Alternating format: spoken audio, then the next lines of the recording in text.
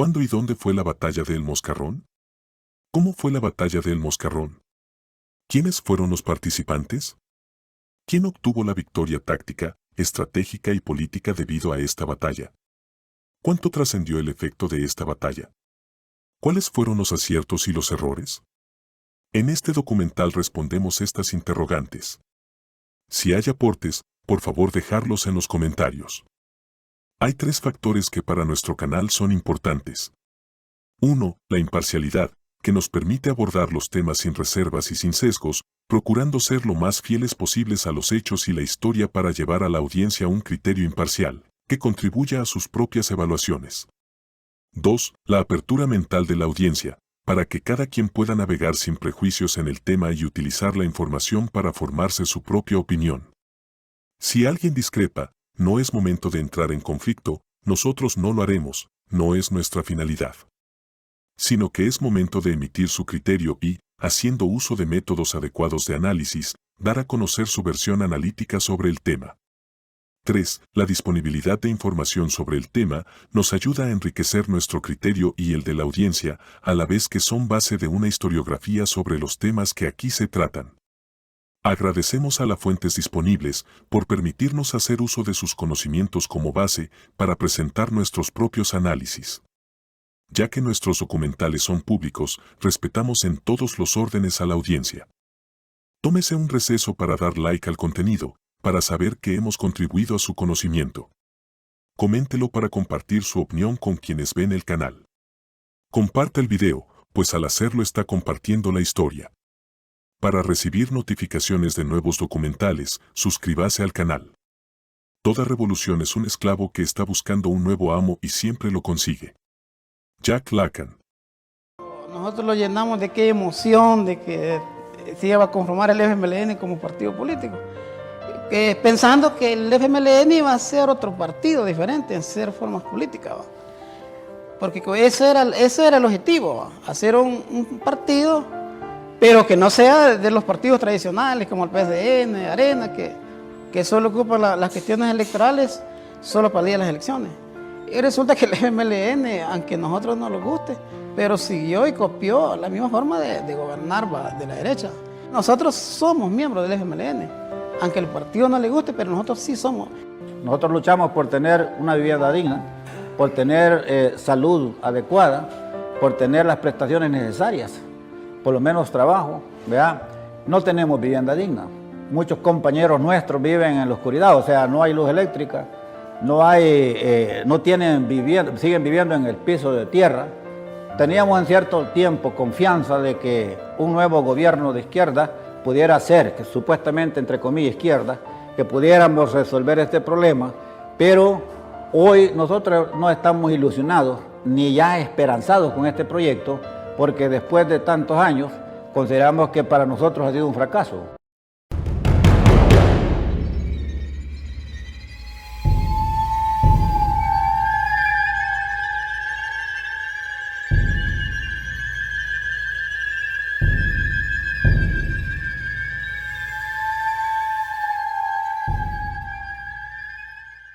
Resumen. Esta batalla es una insignia del Ejército Revolucionario del Pueblo, ERP-FMLN, debido a sus logros tácticos, estratégicos y políticos. Pero podemos hacer la analogía proporcional de esta batalla con el ataque que hicieron las Fuerzas Armadas de Japón el 7 de diciembre de 1941 a Pearl Harbor, base naval de los Estados Unidos de América, ubicada en el archipiélago de Hawái. La analogía es debido al triunfalismo que desató en Japón este logro militar, al igual que el triunfalismo que desató el Moscarrón en el FMLN, aunque, al final, ambos terminaron mal o peor de como lo esperaban.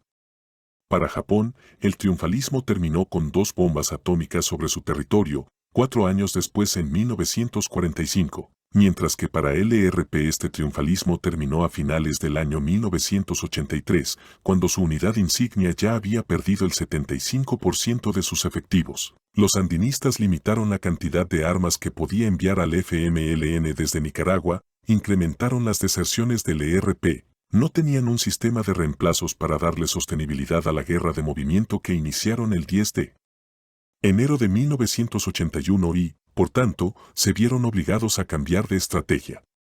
Lo poco que quedaba de sus unidades regulares lo dividieron en pequeñas unidades guerrilleras y las dispersaron en diferentes y distantes frentes de guerra, aunque tuvieron la capacidad de continuar con una guerra de desgaste.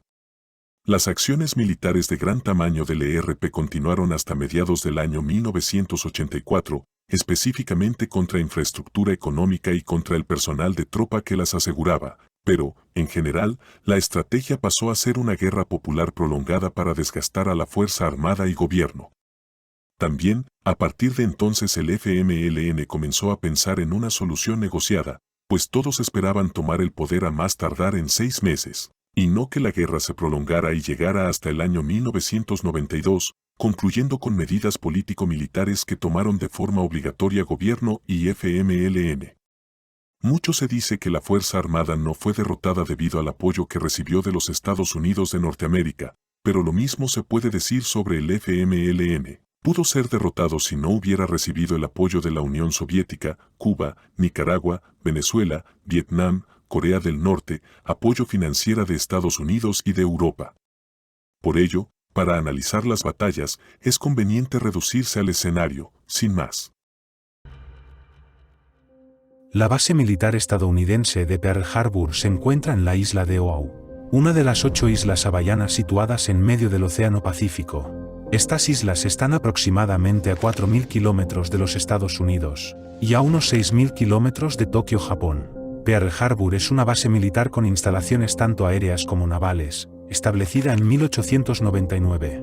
Inicialmente, esta base militar era pequeña. Sin embargo, durante la Segunda Guerra Mundial, los Estados Unidos trasladaron su flota del Océano Pacífico desde la base militar en San Diego, California, a Pearl Harbor, para tenerla más cerca de Japón, el que representaba una amenaza significativa en ese momento. En la mañana del 7 de diciembre de 1941, el primer escuadrón japonés despegó sobre Pearl Harbor para iniciar el primer ataque contra las aeronaves estadounidenses. En esta isla se encontraban varias bases aéreas militares dispersas. Las aeronaves japonesas bombardearon todas estas ubicaciones y destruyeron todas las aeronaves. Después de debilitar a la Fuerza Aérea de los Estados Unidos en la isla, la misión del primer escuadrón japonés concluyó. El segundo escuadrón japonés se dispuso a lanzar su ataque sobre el puerto naval. Lo cierto es que, al final de la guerra, fue el FMLN quien debió entregar las armas y desmovilizar el 100% de sus elementos, mientras sus combatientes pasaron al olvido, con la misma miseria a cuestas que entraron a la guerra y con la decepción de haber sido engañados con la promesa de un paraíso igualitario, mientras que su partido, el FMLN, pasó de un sueño revolucionario a tener que soportar el rechazo de propios y ajenos para ser completamente despojado del poder en el año 2024. Mediante el voto. Aquí explicamos la importancia táctica, estratégica y política que la batalla de El Moscarrón tuvo en ese contexto y la forma como se desvaneció ese logro militar a lo largo de la guerra, a la cual le faltaban 10 años de trayectoria cuando se dio esa memorable batalla. Sí, la finalidad es que la ONU tenga en sus manos el control de armamento que tiene nuestras unidades, para que finalmente el FMLN, por decisión propia, tome la decisión del futuro de este armamento en verificación exclusivamente de la ONU, no de ninguna otra institución, ya sea el ejército o gobierno. Si no lo tomamos nosotros y según los acuerdos, la ONU va a verificar la decisión que tomemos con relación al destino de nuestras armas. ¿Cuál será el destino que se tomará con este armamento? El destino de este armamento va a ser autodestruirlo por decisión del FMLN, por convencimiento de que el problema de la lucha armada ha cumplido también un papel histórico, pero que queda por delante la lucha política, que es la lucha decisiva para hacer los cambios finales y profundos en esta sociedad. Lógicamente que las armas no pueden ser destruidas sin que no haya cumplimiento ejército y el gobierno de los acuerdos que a ellos les corresponde como la contraparte. Mientras eso no esté claro, nosotros no podemos dar el paso a destruir ningún tipo de arma, porque garantía que el ejército esté armado y hasta que los acuerdos por la otra parte sean implementadas podemos tomar la decisión, la fecha, en qué momento vamos a hacer la autodestrucción de este armamento. Póngalo, José, la por donde tiene el serial. Dice borrado también.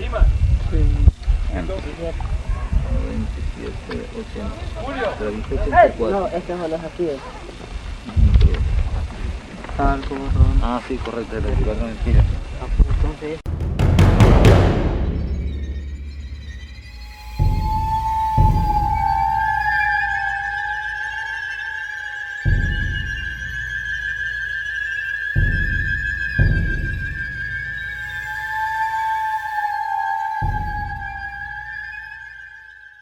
Marco histórico de la batalla. El Frente Farabundo Martí para la Liberación Nacional, FMLN, inició una nueva etapa de su aventura revolucionaria armada el 10 de enero de 1981, cuando no solo inició sus acciones armadas ni tampoco era solo una ofensiva para tomar el poder, sino que era el inicio de la aplicación de una modalidad estratégica denominada guerra de movimiento, la cual es la tercera etapa de la guerra insurgente. Esta etapa se caracteriza por estructurar unidades regulares del tamaño de batallón, brigada y más, para dar batallas decisivas que apresuren la derrota del ejército y lograr una victoria final.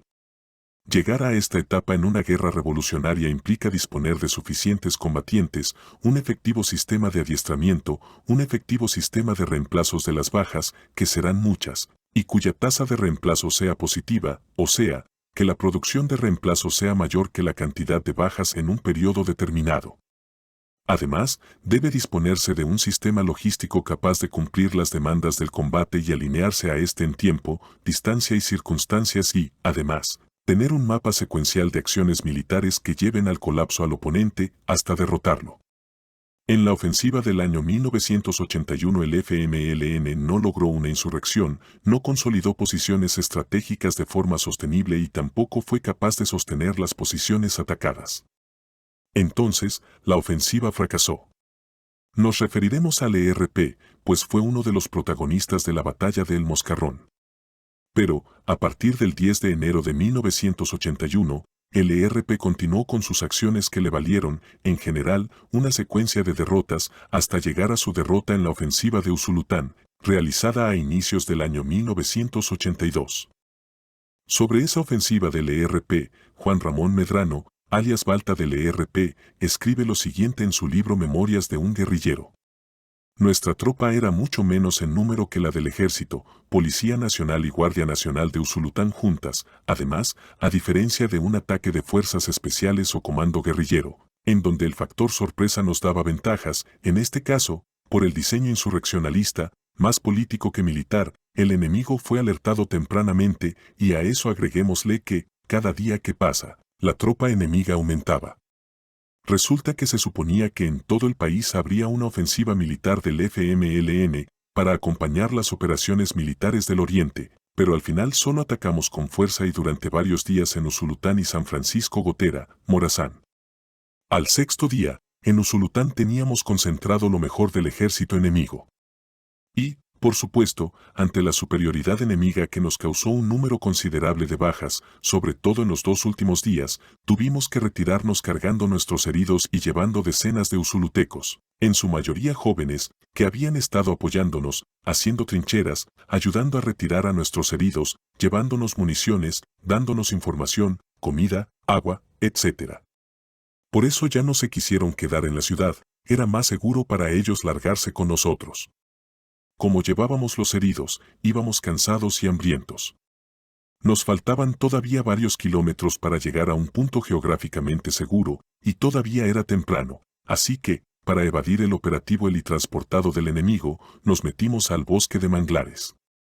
Allí nos estábamos durmiendo todos, parecíamos monos, subidos a los palos, porque abajo estaba el lodo, la ñanga, así nos mantuvimos colgados de los árboles, mientras llegaba la noche. Esa noche una parte de la fuerza cruzó el río con los heridos, mientras que yo me moví con la fuerza de 3 calles a su zona, llegamos allá el siguiente día por la mañana. Fuente, libro Memorias de un guerrillero, comandante Balta, Juan Ramón Medrano. Así como la ofensiva final de 1981 y la ofensiva en Usulután en 1982, hubo otras derrotas que desmoralizaron al ERPI. A partir de estas batallas fracasadas, se replantearon la necesidad de realizar acciones importantes para recuperarse en aspectos tácticos, estratégicos, políticos y psicológicos. Aquí surgió la idea de una batalla para aniquilar a un batallón de reacción inmediata, BIDI, lo que sería altamente significativo para todos, propios y ajenos.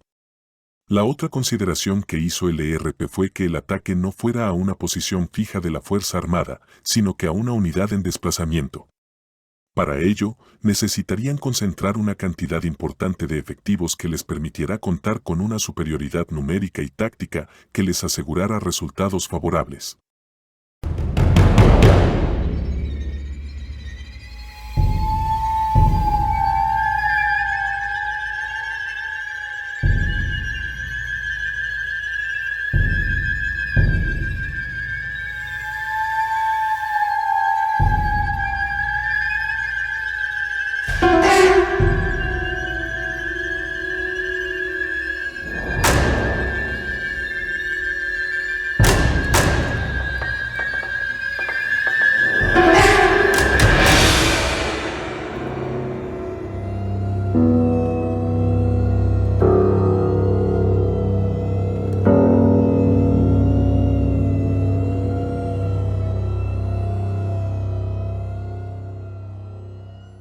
Pero y sobre la pregunta de en qué falló el FMLN sobre esa ofensiva que fue catalogada como final al inicio y luego general, ¿dónde falló? Porque en 1980 hubieron movilizaciones pero megamasivas de entre 200.000 a 350.000 personas en las calles, luego de la muerte de Arnulfo Romero, también luego de la muerte de Rutilio Grande en el 77. O sea, hubo bastante movimiento y luego en el 81 que necesitaban el apoyo, no lo hubo. Le dieron la espalda hasta cierto punto, ¿verdad?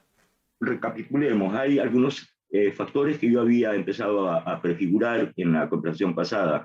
Uno de esos factores es que el movimiento de masas había crecido enormemente desde el 77 hasta 1980, enormemente, porque eran ríos de gente, sobre todo porque se agregaron a las organizaciones de masa los campesinos cristianos, eran los más numerosos, FECAS y UTC sobre todo.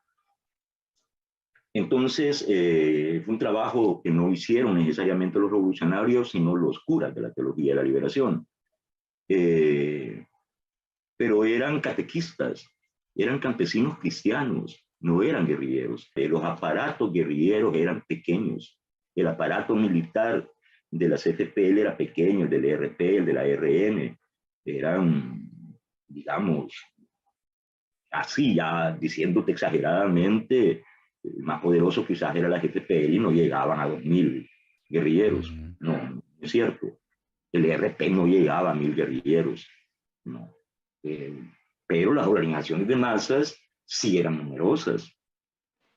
Entonces, alguien se confundió y creyó que se podía trasvasar el movimiento de masas y de la noche a la mañana en una ofensiva convertirla en aparato militar, traducirla a aparato militar.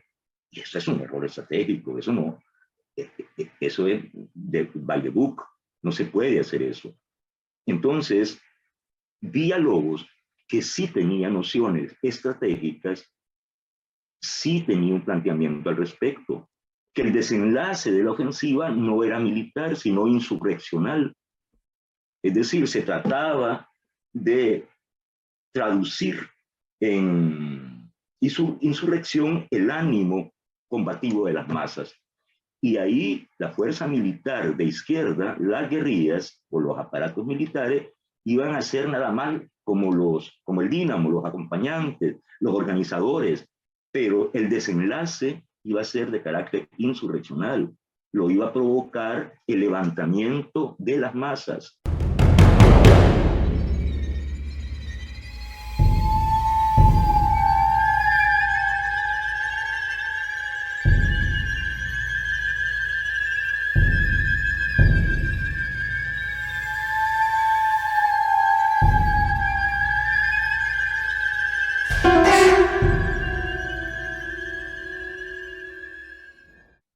Marcial, que no era militar, no tenía mentalidad estratégica, no era un cuadro militar, Cayetano Carpe era un organizador político también, él sí se confundió y creyó que tenía un ejército de 300.000 hombres él solo.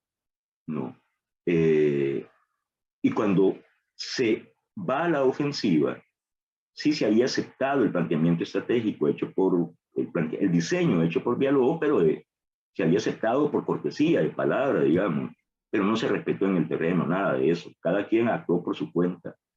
Y resulta que el momento insurreccional, lo que llaman ánimo insurreccional o coyuntura insurreccional, ya había pasado. Llegó hasta mayo del 80.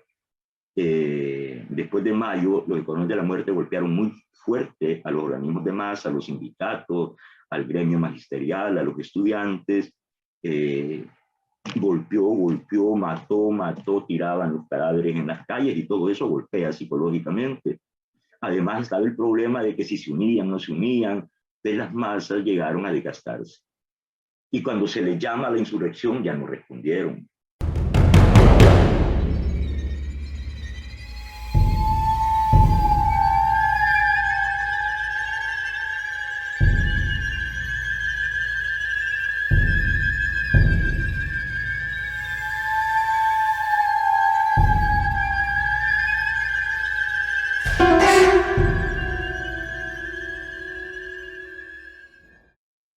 Y los que sí combatieron los aparatos militares, hay otro factor, no tenían adiestramiento para combatir en unidades que no fueran escuadras. La escuadra tiene de 5 a 7 miembros nada más. Había jefes de escuadras para una cierta modalidad operativa, que son golpes de mano, es decir, golpeas y te vas, pues, que es la técnica básica de la guerrilla, ¿no? Pasas por un puesto policial, ametrallas y sales corriendo. Ese es el golpe de mano, una unidad móvil que golpea a una unidad fija.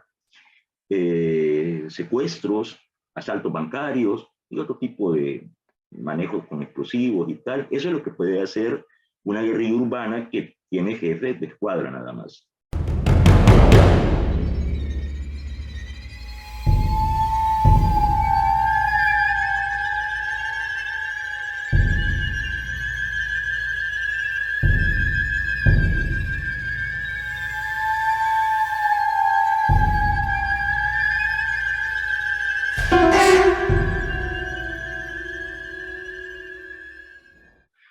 El tercer factor es que en la ofensiva es la primera vez que la guerrilla, desde su fundación, se enfrenta al ejército.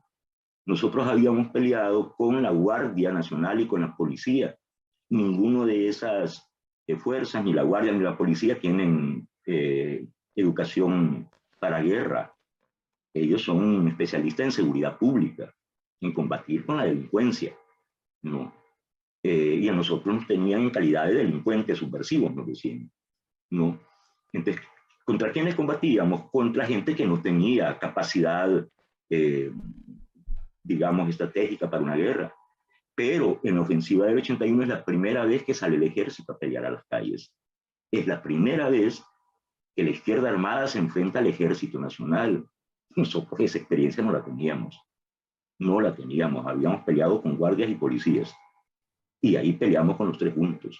Y ahí nos salió el ejército. Y ahí sí se vio dura la situación. Bueno, combinamos esos tres factores que te dije, el de las masas que no sabían combatir y que estaban muy golpeadas, el de nuestra propia inexperiencia de maniobrar en el terreno, de sembrar líneas de fuego, pues combatir face to face con el ejército no sabíamos. Y ni teníamos la capacidad, ni el armamento, el poder de fuego, pues el volumen de fuego, no lo teníamos. Fue un cálculo equivocado. Combinas los tres elementos y te da fracaso. Se nos muere un montón de gente, solo por un ejemplo. Una columna entera de gente de masas que se suma a la guerrilla allá en Santa Ana, que fue un punto fuerte de la ofensiva, porque hubo una toma desde adentro del cuartel de Santa Ana, la segunda brigada, desde adentro, Mena Sandoval y el capitán Mena Sandoval. Francisco Mena Sandoval. Sí, y el capitán Marcelo Cruz, desde adentro organizan un levantamiento. Entonces, parte de los soldados y gente de masa de ahí de Santa Ana, en la huida, cuando no funciona ya la ofensiva, algunos dicen, nos vamos a integrar a la guerrilla, ¿no? Que habían participado en el levantamiento ahí, en la insurrección en Santa Ana. Se formó una columna y sale de Santa Ana hacia Tucumán y Camones, con idea ya de meterse a la montaña, probablemente al volcán. Y en el camino cometen el enorme error de quedarse dormidos porque iban muy cansados en una hondonada. Eso no se hace. Primero, ves cómo haces, te fuerzas por alcanzar una altura. Y si vas a descansar, duerme en lo alto. Pero jamás te vas a dormir en un hoyo, en una hondonada. Le das toda la ventaja táctica y estratégica a tus adversarios que los venían siguiendo. Te los agarraron en un hoyo. Mataron a más de 100 años. A más de 100.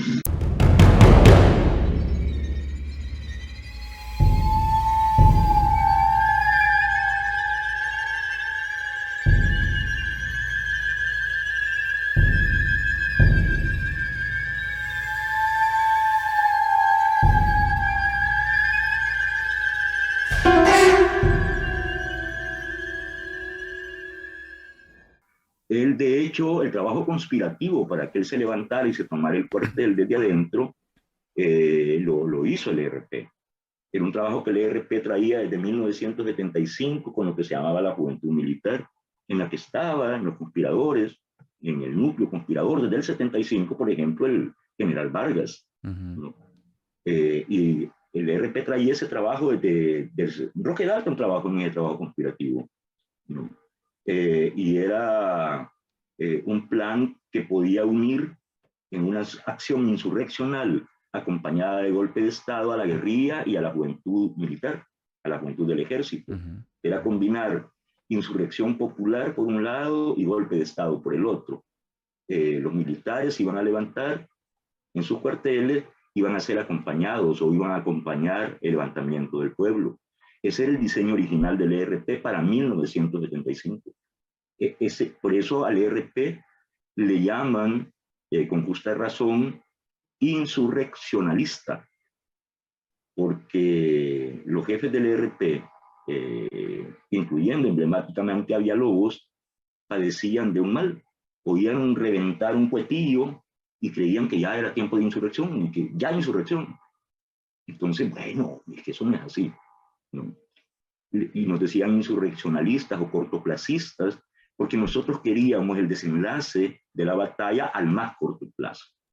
Todos los jefes del ERP, incluyendo a Joaquín Villalobos, y era un planteamiento que yo compartí siempre durante toda la guerra, era evitar de cualquier manera la prolongación de una batalla, de la guerra. Nosotros queríamos que la guerra terminara en cosa de 1 año o 2 años, por eso nos decían cortoplacistas, porque todos los del ERP no queríamos una guerra prolongada. En cambio, las FPL partían de la idea deliberada de prolongar la guerra. Por eso su estrategia se llama guerra popular prolongada. Porque ellos decían, como los vietnamitas, si nos toca combatir 1000 años, pues peleamos 1000 años, nos sacrificamos 1000 años. No, no vamos a aceptar salidas por atajos como golpes de Estado, eso no. El pueblo tiene que organizarse, llegar a ser un ejército, derrotar al ejército nacional y luego enfrentar una inevitable invasión norteamericana, y ahí nos enfrascamos, ahí vamos a estar y ahí vamos a pelear. Eso estaba fuera de todo racionalidad para nosotros. Héctor Ibarra, alias Genaro, escribe lo siguiente en su libro, Brigada Rafael Arce Sabla, Misión Cumplida. Esta batalla se produjo cuando había una correlación de fuerzas desfavorables para el FMLN en lo nacional e internacional. Los años 1981 y 1982 habían sido desfavorables para el FMLN, la Fuerza Armada tenía la ventaja, pues había recompuesto su gobernabilidad. Debido al golpe de Estado de octubre de 1979, protagonizado por un sector de la Fuerza Armada. Esta recomposición de lo político y militar lo había logrado el Estado debido al apoyo económico y militar prestado por el gobierno de los Estados Unidos presidido por Ronald Reagan, quien inició una escalada de intervención sin precedentes, no solo con ayudas económicas millonarias, sino que también con planes contra insurgentes y asesoría militar. Tal que la correlación de fuerzas nacional e internacional se presentaba desfavorable para el FMLN, al haberse realizado las elecciones de marzo de 1982 aún y con los intentos de la guerrilla de sabotearlas. En lo político, la situación no era óptima para el FMLN, debido a que en esos 2 años de guerra habían sido desmantelado el movimiento político que actuaba en las ciudades y la base social del FMLN, debido a las masacres realizadas por la Fuerza Armada entre 1980 y 1982, mientras que la ofensiva final de enero de 1981 lanzada por la guerrilla no había arrojado los resultados esperados y, en su defecto, sufrieron fuertes derrotas militares en la mayoría de acciones realizadas en esos 2 años. La posibilidad para lograr un desenlace favorable para el FMLN era desmoralizar al gobierno y Fuerza Armada, desgastando la economía y derrotando los planes contra insurgentes, provocando un colapso moral de la Fuerza Armada mediante golpes militares contundentes.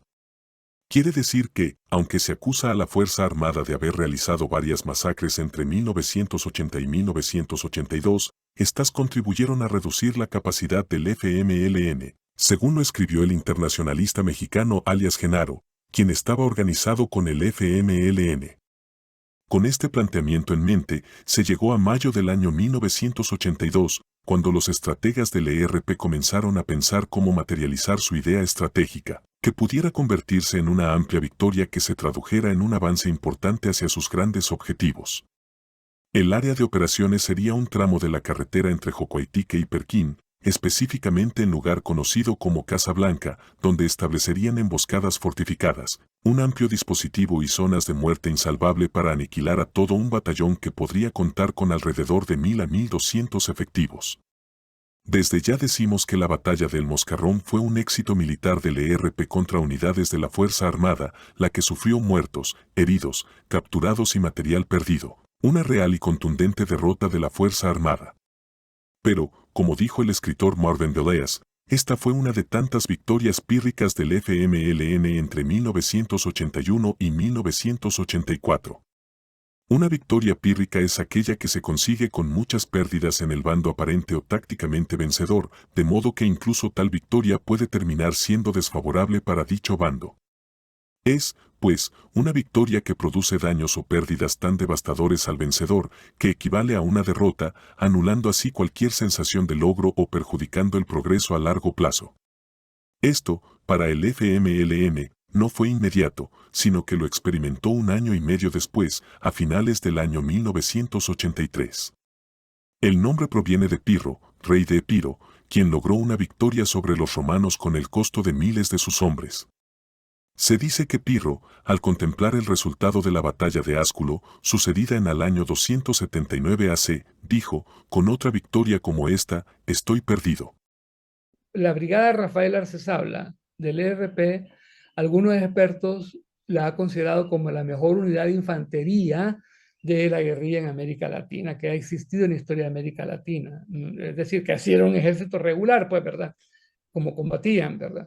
Después se tuvieron que desarmar otra vez, porque de 1200 hombres que formaron la brigada, Rafael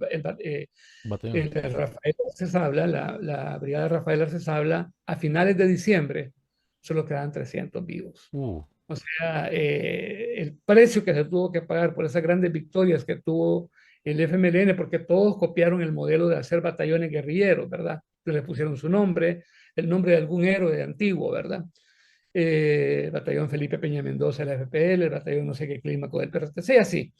Entonces, el ejército salvadoreño había peleado la guerra con Honduras, y yo te digo, la Fuerza Armada de El Salvador en esa época, porque hoy no está en guerra afortunadamente, bueno, con las pandillas, ¿verdad? Libró su guerra, pero guerra política o la Fuerza Armada salvadoreña era una de las, creo yo, de las mejores ejércitos que ha habido también, ¿verdad?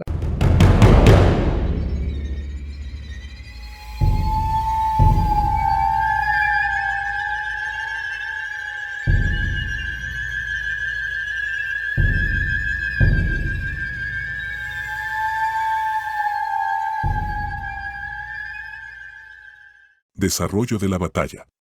La montaña de El Moscarrón es una formación montañosa ubicada aproximadamente 3.30 kilómetros al suroeste de la población de San Fernando y aproximadamente 5.50 kilómetros al noreste de la población de Torola, ambas distancias por los caminos disponibles en la zona.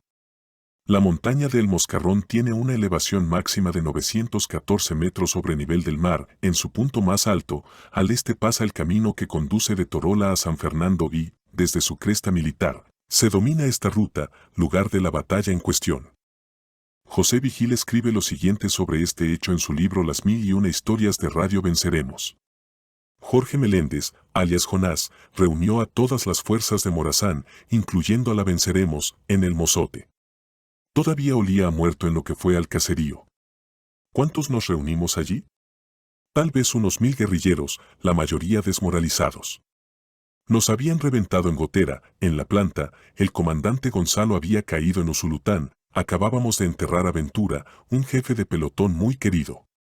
Yo miraba de lejos a nuestros mandos María, Chico, Balta, Luisa, Carmelo, Licho, Memo, Manolo. Todos bien jóvenes, no sé si alguno de ellos llegaría a los 30 años. También ellos andaban serios, emproblemados. Jonás se colocó en medio de todos nosotros. Les quiero hacer una pregunta, comenzó diciendo. ¿Están desmoralizados? No, le respondimos todos. Sí, claro que lo están. En las caras se les nota. Afligidos y aflojados, así están. Y no es para menos, porque nos han golpeado en estos meses. Bueno, ¿y qué? Así es este volado. La guerra se aprende haciéndola, no hay de otra. Quien no monta a caballo, del caballo no se cae. Pero esto acaba aquí, no. Ahora es cuando el enemigo va a saber quién es el FMLN. ¿Desmoralizados? Encachimbados deberían estar. Y confiados en nuestra fuerza. A ver, vos, decime, ¿cuántos fusiles crees vos que podemos recuperar en la próxima batalla? Yo digo que unos 15, comandante. 15 son babosadas. ¿Vos cuántos calculas? Tal vez 30, comandante. 30. ¿Qué son 15 ni 30 para nosotros? Vamos a recuperar 100 fusiles. ¿Me están oyendo? 100 fusiles. Jonás veía algunas caras escépticas. ¿Creen que no podemos? Claro que no, yo tampoco lo creo. No vamos a conseguir fusiles, no. Porque 100, fíjense, es esto. Y Jonás levantó un dedo con rabia. Pero 200 fusiles es lo que buscamos. Y levantó 2 dedos, haciendo la V de la victoria. Así que no nos conformamos con 100 fusilitos. Serán 200. Se levantó una bulla tremenda entre los combatientes. A Jonás le brillaban los ojos, echaba chispas. Y en los ojos de todos nosotros comenzó aquel mismo brillo de encachimbamiento y decisión de ganar. Se avecinan grandes batallas. Concluyó Jonás. Y vamos a ir todos. Aquí van a ir periodistas, radistas, cocineros, médicos, hasta los enfermos van a pelear. Todos y a la victoria. Esto ocurrió a fines de mayo del año 1982. A la semana siguiente, dio inicio la campaña que se llamó Comandante Gonzalo. El primer plan era asediar Perquín para atraer refuerzos del ejército y emboscarlos. Pero la gente salió de aquella reunión en el Mozote con tal combatividad que se tomaron el pueblo de 2 golpes. Los cuillos corrieron atemorizados y se refugiaron en San Fernando, que queda como a unos 5 kilómetros de allí. La batalla de El Moscarrón inició a las 11:30 del 9 de junio de 1982 y finalizó el 11 de junio de 1982, duró 2 noches y 3 días. Fue una batalla en el marco de la campaña Comandante Gonzalo del ERP, la cual inició el 1 de junio de 1982.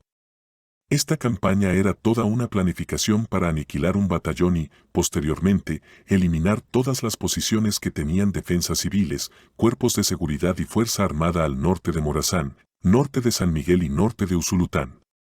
El enfrentamiento sucedió entre fuerzas del Ejército Revolucionario del Pueblo, ERP-FMLN, más algunas unidades de la Resistencia Nacional, RN, para sumar aproximadamente 1000 efectivos, contra unidades militares de la 3ª Brigada de Infantería y de la 6ª Brigada de Infantería. La idea inicial del ERP no era emboscar unidades de la Fuerza Armada en el Moscarrón, sino en la carretera CA7, entre Jocoaitique y Perquín. Como un preámbulo, a finales de mayo de 1982 ya habían sido reunidos, en Morazán, entre 800 y 1000 combatientes del ERP, provenientes de San Vicente, Usulután, San Miguel, sur de Morazán y norte de Morazán, la brigada Rafael Arce Sabla aún estaba en formación. El plan estratégico inicial era asediar al personal del ejército y cuerpos de seguridad que se encontraban en Perquín, atraer a un Viri como refuerzo, emboscarlo y aniquilarlo en lugar conocido como Casa Blanca, ubicado sobre la carretera CA7 entre Jocoitique y Perquín, mientras estos se desplazaban hacia Perquín a reforzar a las unidades militares asediadas. El comandante de las unidades militares del ERP era alias Licho, quien estaría en Casa Blanca con el grueso de la fuerza, y designó a alias Che para asediar Perquín con una fuerza menor que el esfuerzo principal que se encontraba en Casa Blanca. A las 5 horas del 6 de junio de 1982, aproximadamente, inició el asedio y, a las 7 horas, las fuerzas del gobierno habían abandonado sus posiciones y se habían replegado hacia San Fernando, ante lo que alias Che se tomó Perquín. Esto fue una contingencia fuera del plan, pues ya no habría posibilidad de atraer fuerzas para reforzar Perquín. Ante este cambio inesperado, Joaquín Villalobos ordenó que las fuerzas de alias Licho se retiraran de Casa Blanca, mientras Fidel Castro preguntaba continuamente por la situación en Perquín, quien ya conocía del plan. Mientras se daba este cambio inesperado, cosa muy cotidiana en combate, el ERP interceptó comunicaciones de la Fuerza Armada, las cuales decían que se preparaban 3 compañías de infantería para reforzar el norte de Morazán, no se sabía a qué unidades. Probablemente las unidades militares que se preparaban en San Miguel eran la primera compañía de la Tercera Brigada de Infantería, la Cuarta Compañía de la Tercera Brigada de Infantería y una compañía de la Sexta Brigada de Infantería, la cual estaba integrada por reclutas con tan solo 5 meses de servicio y entrenamiento. En total sumaban aproximadamente 450 efectivos, no había entre ellos fuerzas especializadas, solamente las integraban soldados regulares. El ERP no sabía por dónde se desplazaría esa fuerza hacia el norte de Morazán. Mientras alias Licho ajustaba el plan, surgió otra comunicación interceptada a la Fuerza Armada, mediante la cual el ERP supo que las 3 compañías de la Fuerza Armada se desplazaban hacia Torola.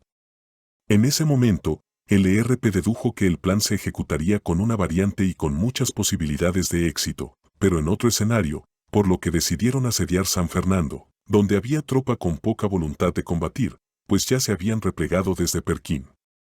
La nueva orden fue solamente asediar San Fernando. Al concentrarse la tropa en San Fernando, estos habían informado a sus superiores que estaban cercados por el ERP y querían abandonar la población, pero el ERP no atacaba para evitar el mismo error de Perquín y evitar quedarse sin carnada para atraer tropa de refuerzo para ser atacada en movimiento.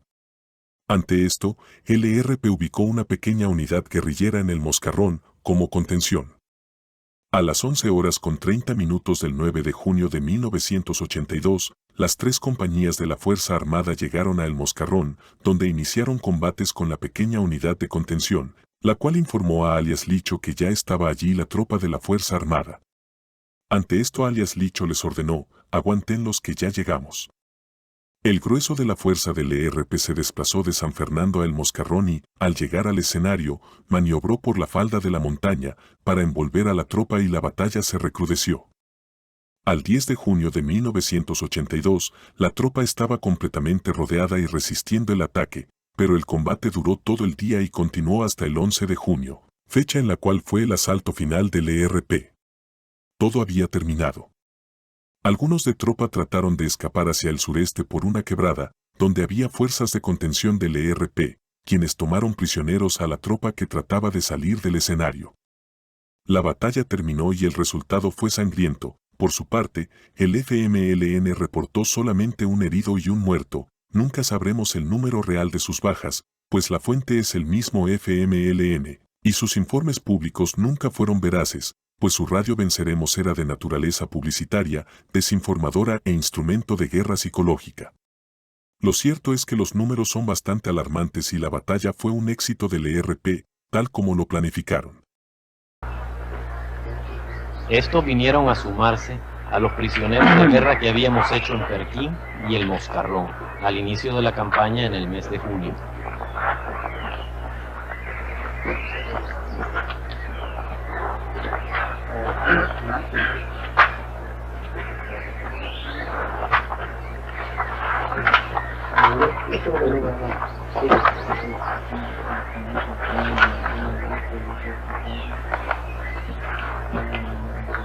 Como cosa de las 11 de la mañana nos hicieron una emboscada y fue difícil salir, ¿va? Entonces ahí fue cuando el ejército tuvo el gran fracaso, que murieron todos, otros heridos, y fuimos poquitos los que hemos quedado. Quizás los que estamos seremos unos 13 del departamento de Usulután, ¿va?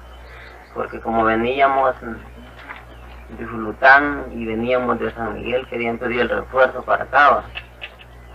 Entonces, y después viendo nosotros que habíamos quedado unos poquitos y no teníamos nada que hacer, nos agarraron ellos a nosotros. Estamos sobre la calle Torola San Fernando, en un lugar conocido como el Moscarrón, en el desvío de la calle que va para Colo Moncagua, Honduras. Entonces, al tercer día, mire, yo estaba en esta elevación y sacaron a toda la mara mía para echarla allá, por aquel lado. Una noche hay una casa de adobe más adelante, ahí vimos el mapa y salimos allá por detrás y asaltamos por la misma vereda que ellos traían afuera de la calle y asaltamos toda esa loma, mire. Y cuando la pierden es cuando dan la orden de sálvate como puede, y agarraron esta quebrada, mire. Al fondo de esa quebrada teníamos al tapón, ahí cayó el teniente Romero. De allí el resto de prisioneros cayeron en esa falda, mire, en toda esta parte, mire. El teniente, mire, que murió sin ningún golpe, que se cree que es de un infarto, es como en dirección de esa esquina de esa galerita hacia el otro lado. Él tuqueó como 3.000 o 4.000 colones en esa época, tuqueó lo que fue la carta topográfica, le metió un balazo al radio de comunicaciones y luego puso la mochila de cabecera y murió con la mochila de cabecera. Pero le voy a dar el orden de esa sepultura, mira. Aquí hay 30 y aquí por aquí quedó una sepultura como de 40 y la más grande quedó como por aquel manguito a donde está la casa, como con el resto, pero ese es grande. No menos de 60 metros la sepultura, uno encima de otro. Sí, claro. Sí, no. Entonces yo lo que quisiera es que se negocie un monumento con el Estado, o con las familias, o con el sector de veteranos, que son muchísimos, pasan más de 50.000 ellos. Se pudiera hacer un proyecto de hacer un monumento acá con los dueños de esta propiedad, decirles que aquí les pudieran vender para hacer un monumento con nombre de todos ellos, porque para sacar esas gran barbaridad hasta perros hay como alrededor, tal vez no estén los 200, pero andan cercanos a los 200. Son 3 compañías, 2 de la brigada de San Miguel y una compañía de armas de apoyo de Usulután. Y eso es lo que la gente no entendió. En la primera creo que está el teniente, que no tiene ningún golpe. Así, el FMLN reportó también las bajas de la Fuerza Armada, siendo aproximadamente entre 150 y 200 soldados muertos, número desconocido de heridos y una cantidad no determinada de capturados por el ERP, entre ellos el teniente Rafael Romero y el cadete William Sánchez Flores. También fueron reportados aproximadamente 150 a 200 fusiles capturados a la Fuerza Armada y otro material de guerra. El teniente Romero se convirtió en el primer oficial capturado en combate por el FMLN, además del coronel Francisco Adolfo Castillo, viceministro de Defensa, capturado en San Fernando, al ser derribado el helicóptero en el cual sobrevolaba, para apreciar la situación que antes se había dado en San Fernando. No se dispone de datos oficiales de los resultados de la batalla. Posterior a esta batalla, vinieron una serie de acciones victoriosas del ERP, tal como la emboscada de San Felipe el 13 de noviembre de 1982 y otras acciones. Esta batalla dio inicio al sueño del ERP, mientras la Fuerza Armada tenía que despertar o perecer militarmente. Entonces, ahorita vamos a la segunda fase de la campaña Comandante González. Todos ustedes son las unidades que van a participar y la variante es: vamos a un terreno diferente. Vamos a un terreno en donde la fuerza no conoce. vamos a un terreno en donde nosotros también poco conocemos, pero ya hemos hecho varios reconocimientos. A las 8 de la mañana del mismo día 22, los compañeros tienen lista la emboscada a los refuerzos que iban a Ciudad Barrios por la ruta de Chapeltique. Esta era solo una de las 3 emboscadas que se les tendieron.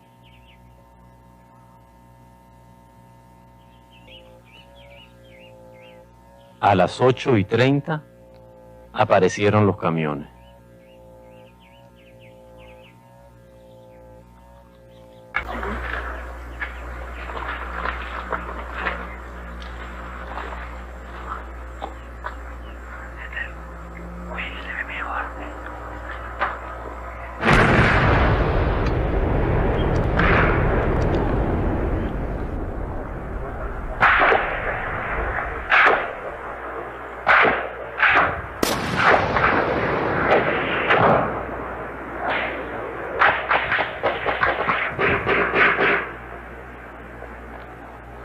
¿Cuántos soldados venían? Como 90 venían. Creo que un camión atrás, pero una punta 50 ni uno han tocado de lo que vienen. También como 40 atrás. Estamos favor en el detalle. Ya la cola de la verdad que no bien.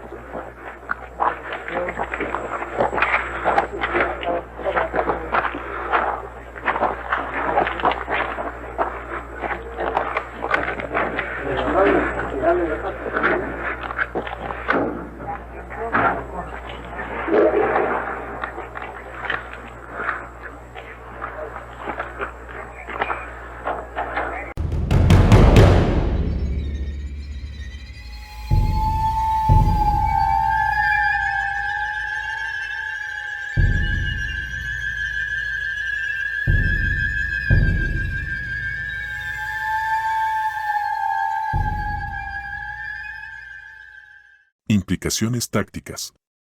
Es conveniente iniciar con definir lo que significa táctica.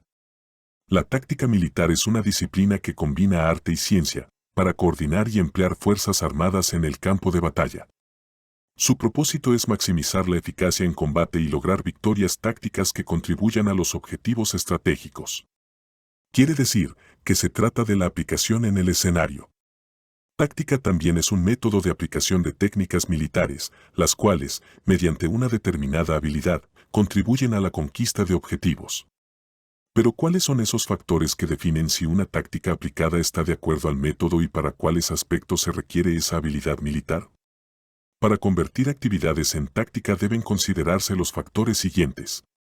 El uso del terreno, estudiar y conocer a fondo la fisiografía y la orografía del escenario donde se realizará la batalla, para usarlo con ventaja inequívoca. La disposición de la tropa, ubicando los efectivos en el terreno más adecuado para que sus acciones se desarrollen con la mayor naturalidad y ventaja sobre un enemigo. Maniobra, debido a que el enemigo no es inerte y se moverá, no basta ubicarse en el terreno dominante, sino que en determinado momento hay que desplazarse, combinando los movimientos con la orografía, con las otras unidades y con los movimientos o ubicación del enemigo. Análisis del enemigo, conocer en detalle las características del enemigo que nos puedan amenazar o dar ventaja en la batalla. Recursos, esto se resume en la logística propia y enemiga. Es importante conocer los medios disponibles para la batalla, si estos serán suficientes o si son escasos, así como conocer su cordón umbilical, que tan flexible y vasto es. Es importante que los recursos puedan dar cierta independencia y autonomía hasta conquistar un objetivo. Condiciones meteorológicas, los factores adversos del clima pueden ayudarnos o estar en contra nuestra o del enemigo. Lo importante es conocerlos y evaluar qué tan convenientes serán para la batalla. Como podemos ver, aún visto superficialmente, la táctica no es una disciplina tan sencilla, pues uno solo de estos factores puede estar en nuestra contra y llevarnos a una derrota. Ahora, aplicaremos estos factores a las fuerzas contendientes. El uso adecuado del terreno. El escenario de la batalla fue la falda este de la montaña El Moscarrón, ubicada a 3.3 kilómetros al suroeste de San Fernando Morazán. Es una formación montañosa que es atravesada por la calle que va de Torola a San Fernando, de sur a norte. Su punto más alto tiene 914 metros sobre el nivel del mar, desde donde se extiende descendiendo hacia el oeste entre dos quebradas y también desciende hacia el este, hacia la carretera. El ERP, conocedor del terreno, seleccionó y empleó adecuadamente estas características para tomar posiciones altas y ventajosas. Inicialmente, el ERP contuvo a la tropa que avanzaba de sur a norte, para posteriormente envolverla por los flancos con el refuerzo que no tardó en llegar desde San Fernando. Las rutas de escape disponibles fueron bloqueadas por el ERP, lo que produjo una cantidad de miembros de la Fuerza Armada capturados al tratar de replegarse. Las unidades de la Fuerza Armada probablemente no tenían un conocimiento amplio del terreno. El escenario era zona de responsabilidad del Destacamento Militar número 4 y no de la 3ª y 6ª Brigada de Infantería, por tanto, probablemente no conocían en detalle ni estaban familiarizados con la zona. Es muy probable que las unidades militares estaban desplazándose por el camino disponible, lo que no era tácticamente recomendable, pues los ubicaba en total desventaja. El terreno clave no fue ocupado antes de la batalla y aunque algún terreno clave al este fue ocupado durante la batalla, fueron desalojados por el ERP, lo que contribuyó al resultado final. La disposición de la tropa.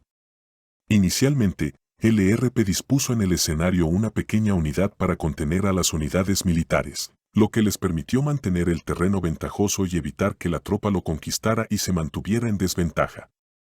Esto dio tiempo para la llegada de los refuerzos del ERP desde San Fernando, quienes llegaron ocupando más terreno crítico, lo que les permitió completar su maniobra.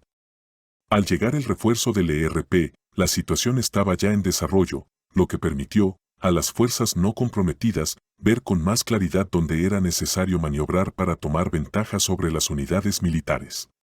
La Fuerza Armada no tuvo tiempo de disponer su tropa antes de la batalla, sino que se encontraba en una marcha táctica, situación que requiere una reacción veloz e ingeniosa al momento del contacto con el enemigo.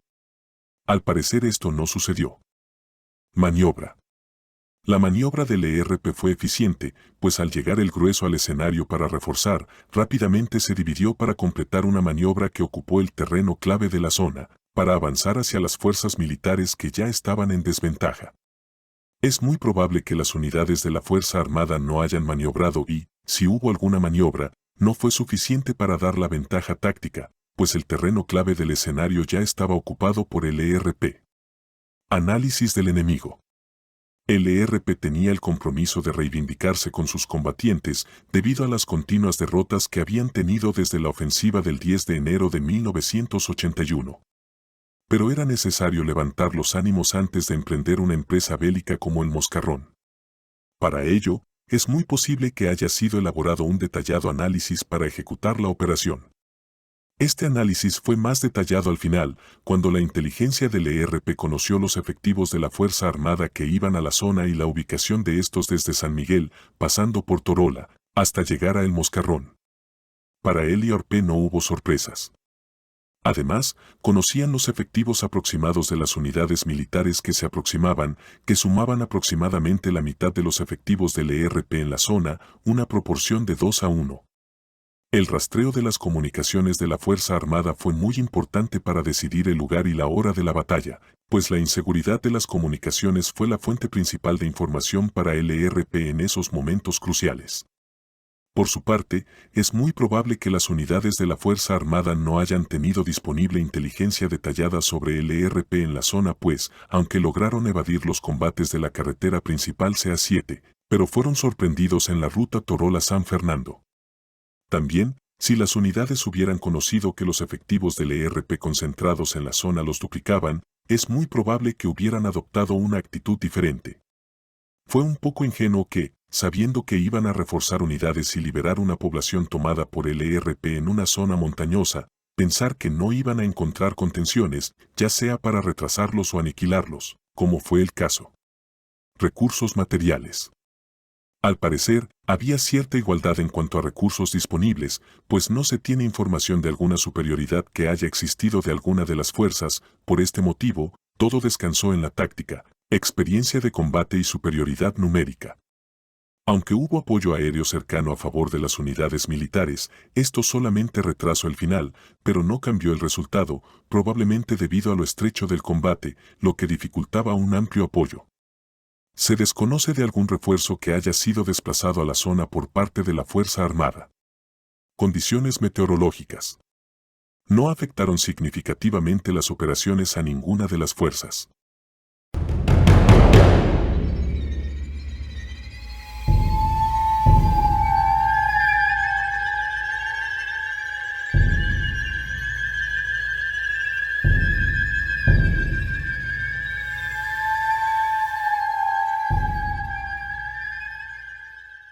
Implicaciones estratégicas. Uno de los clásicos militares más importantes es Karl von Clausewitz, quien tiene el derecho de autor del concepto original de estrategia. Decía él que estrategia es el empleo del combate para lograr el propósito de la guerra. Entonces, la táctica es el medio que materializa la abstracta estrategia. Esto quiere decir que la táctica define el objetivo, pero la estrategia define el propósito a lograr mediante la táctica. Si se quiere ampliar, la táctica es el medio militar de la estrategia para lograr determinado propósito. Para ello, la estrategia es el empleo que se hace de los medios para lograr un objetivo.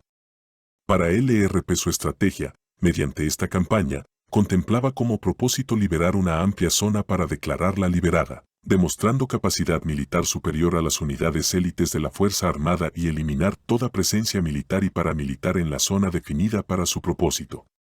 La batalla del Moscarrón sentó las bases favorables para este objetivo estratégico del ERP, pues con esa operación y las siguientes batallas hasta finales de 1983 y principio de 1984, lograron disponer de condiciones para decir al mundo que tenían una retaguardia estratégica en una zona liberada, el norte de Morazán en el oriente de El Salvador.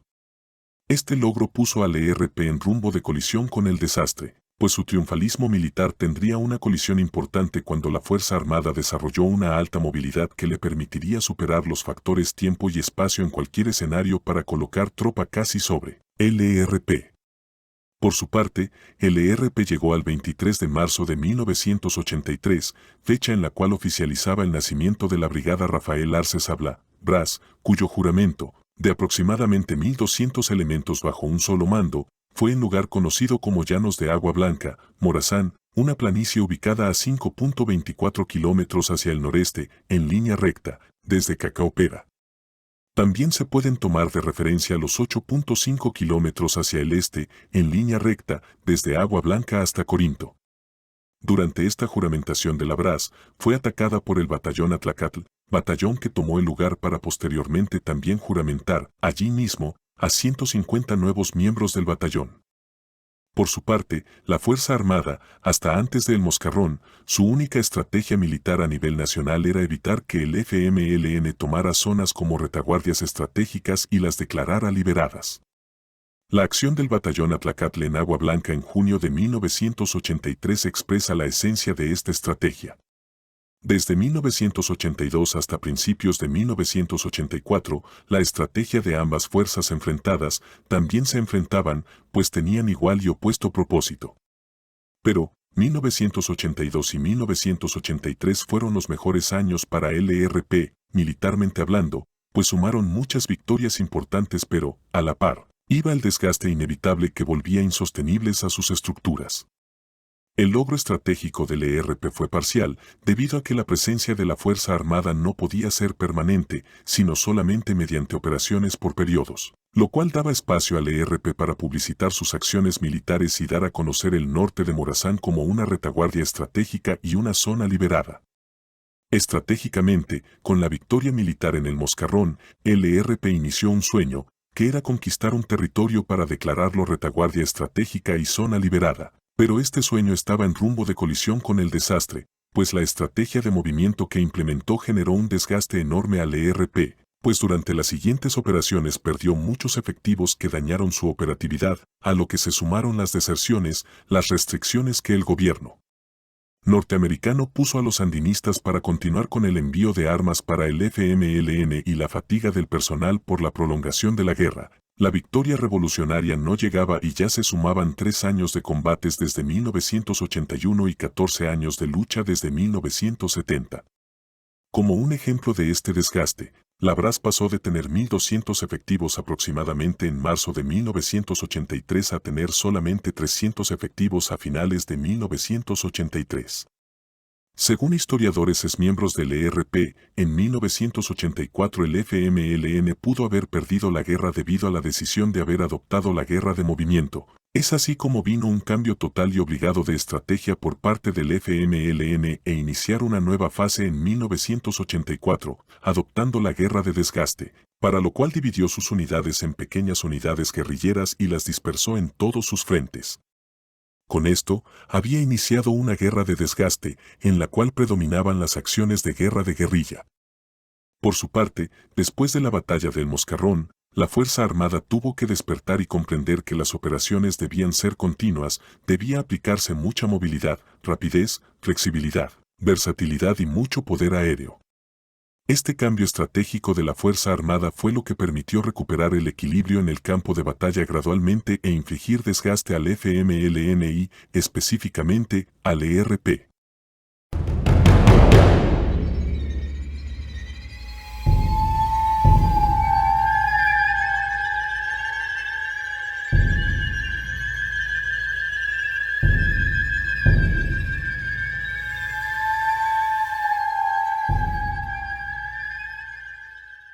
Implicaciones políticas. Ana Covarrubias escribe lo siguiente en su ensayo La Declaración Franco-Mexicana. El año 1980 fue de gran violencia e inestabilidad en El Salvador. El 22 de enero hubo una manifestación masiva de fuerzas opositoras. En marzo, Monseñor Óscar Arnulfo Romero fue asesinado. En abril, surge el Frente Democrático Revolucionario, FDR. En agosto, fracasa la huelga general convocada por la insurgencia. En noviembre, los dirigentes del FDR fueron asesinados y en diciembre, 4 religiosas estadounidenses fueron también asesinadas. Finalmente, en enero de 1981 se inicia la ofensiva final por parte del FMLN, la cual fracasa. Así pues, en 1981 era claro que había una guerra civil en El Salvador y no era fácil determinar qué contendiente tenía la capacidad de ganarla. La Resistencia Nacional, RN, el Ejército Revolucionario del Pueblo, ERP, y el Partido Comunista, PCS, expresaron la necesidad de establecer contacto con los gobiernos de El Salvador y Estados Unidos para negociar un acuerdo político y un acuerdo de paz. Con estos antecedentes se dio la Declaración Franco-Mexicana. R. Mengíbar y Óscar Martínez Peñate aseguran que la insurgencia salvadoreña contribuyó a la discusión de la declaración. Según Mengíbar, las Fuerzas Populares de Liberación, FPL, tuvieron un papel decisivo en la concepción, negociación y emisión de la Declaración Franco-Mexicana. Martínez Peñate identifica a Guillermo Manuel Ungo y Héctor Oquelí Colindres, dirigentes del Movimiento Nacional Revolucionario, MNR, como los que hicieron las gestiones necesarias para que México y Francia formularan el comunicado conjunto. Fuente: Ana Covarrubias, La Declaración Franco-Mexicana. El 28 de agosto de 1981, 7 meses después de la ofensiva final de 1981 y 11 meses antes de la batalla de El Moscarrón, los gobiernos de Francia y México ya habían reconocido al Frente Farabundo Martí para la Liberación Nacional, FMLN, y al Frente Democrático Revolucionario, FDR, como una fuerza política representativa, con la capacidad conferida para hacerlo participante en los mecanismos de negociación en busca de resolver la crisis política. Quiere decir, el FMLN desde el inicio de la guerra ya buscaba una solución política negociada. No confiaba en su capacidad militar. La Declaración Franco-Mexicana sucedió el 28 de agosto de 1981 y fue un pronunciamiento de beligerancia donde participó el ministro francés de los Asuntos Exteriores de la época, Claude Cheysson, y su homólogo mexicano, Jorge Castañeda. Esta declaración reconoció al FDR-FMLN como una fuerza representativa de El Salvador, y con el legítimo derecho a participar en una solución política del conflicto en El Salvador. El pronunciamiento constituyó uno de los hechos más importantes en el ámbito político-diplomático desde que se inició la larga guerra civil en El Salvador. La declaración de ambos gobiernos vino a constatar lo que de hecho constituye una realidad incontrovertible, la existencia de una oposición al régimen salvadoreño de ese entonces que aglutinaba a amplios sectores de la población dentro de la alianza del Frente Democrático Revolucionario y el Frente Farabundo Martí para la Liberación Nacional, que luchaba por la instauración de un nuevo orden interno en su país. Según los medios de comunicación, el presidente José Napoleón Duarte rechazó estas declaraciones y serían tomados como asunto interno del país y, junto a él, gobiernos de países afines a El Salvador se pronunciaron en contra de la declaración. Según el derecho internacional humanitario, un grupo beligerante es aquel sector de población de un Estado que se alza en lucha armada contra un orden constitucional legal, vigente, establecido. Entonces, al FMLN le faltaba mostrar capacidad militar para que su estatus de beligerancia tuviera validez ante el mundo y hacia el interior de su organización. Quiere decir que la Declaración Franco-Mexicana, en resumen, reconocía como legítimo al FMLN y su finalidad. Este ensayo pone de manifiesto lo siguiente. 1. Desde el inicio de la guerra, el FMLN buscaba una solución política negociada al conflicto, establecer acuerdos para que la situación cambiara por decreto, pero bajo amenaza de una guerra. 2. El FMLN no esperaba que la guerra se prolongara, posiblemente no más allá de 6 meses, tomando modelo de los sandinistas en Nicaragua en 1979. 3. Al esperar una guerra corta, el FMLN derrochó recursos entre 1981 a 1984 y se desgastó significativamente, debido a que no tenía capacidad para sostener el esfuerzo bélico bajo la modalidad iniciada hasta entrar en crisis, lo que los llevó a reconsiderar su estrategia y cambiarla por los siguientes 8 años de guerra y aceptar que se trataba de la tesis de una guerra popular prolongada. 4. Con la firma de la Declaración Franco-Mexicana, Francia y México estaban diciendo al mundo que la única solución al conflicto en El Salvador era política y negociada. Es así como la batalla de El Moscarrón contribuyó a reforzar el reconocimiento de beligerancia hacia el FMLN, al mostrar que sus unidades armadas tenían la posibilidad de vencer a las Fuerzas Armadas del gobierno de El Salvador o, al menos, tener la fuerza para presionar continuamente a negociar la solución del conflicto. Este estatus también daría paso, o reforzaría, el despliegue político-diplomático del FMLN por el mundo, lo que implicaría también un flujo de apoyo financiero para el pueblo salvadoreño, el que realmente iría a parar al FMLN para financiar y mantener su esfuerzo bélico. Esa fue la implicación política de la batalla de El Moscarrón.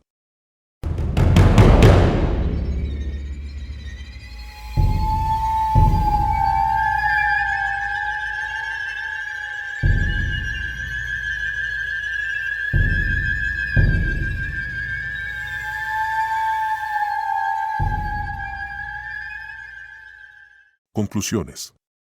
1. Es importante aplicar una visión holística a un hecho histórico, tal como la batalla de El Moscarrón.